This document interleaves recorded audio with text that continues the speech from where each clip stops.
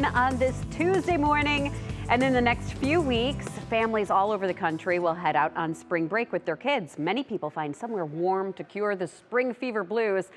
But add up a rental home or hotel, flights or gas money, and then all of the food. It can be really expensive. In today's Mom Squad, we talked to financial advisor and mother of two, Elizabeth Scheiderer, about how to save money on booking those vacations and also when to know when a vacation isn't in the cards this year. The conversation definitely starts with the adults in the household before you even start to consider how do we talk to the kids. And it's coming together and saying, or individually saying, well, where are my priorities? Where am I at with my retirement? I mean, yes, it's great to go to spring break now, but what if you really do want to retire at 65? You need to be thinking ahead.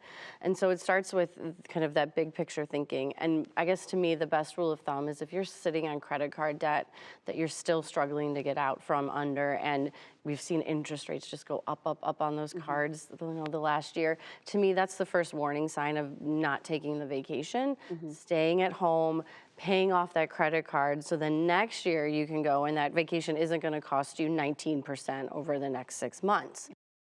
So if you can afford that vacation, but you still want to limit your spending, Elizabeth gives some advice about how to budget daily when you're there. Also, ways to save while you're there. We have the entire episode on WKYC Plus, which you can find on Roku and Fire TV. You can also see it on your YouTube channel. And Elizabeth shares some of her great tips, like giving the kids a set amount of cash for their spending money before you leave. That way, they have an idea of how much they're allowed to spend. And if they spend it all at the airport before takeoff, that's their problem.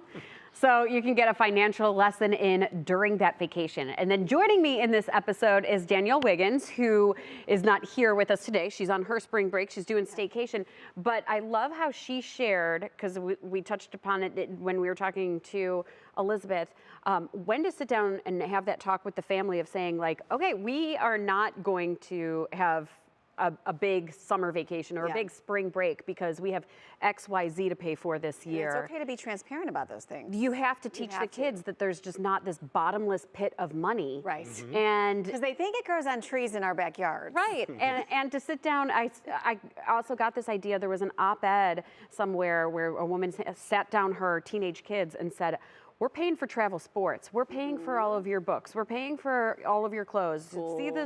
See this food on the table. This is what our money is going toward. We can't always take that huge vacation. And sometimes vacations, they can lead to stress. Oh my gosh, financial stress. Yeah. Yes. And you talk to a lot of parents. I know I've talked to parents before that have talked about how they didn't go on vacation for years because of the schedule that the kids had with sports and this. Yeah. You have to balance it out. Right. I've talked to a lot of friends too that choose to do things like cook in on vacation.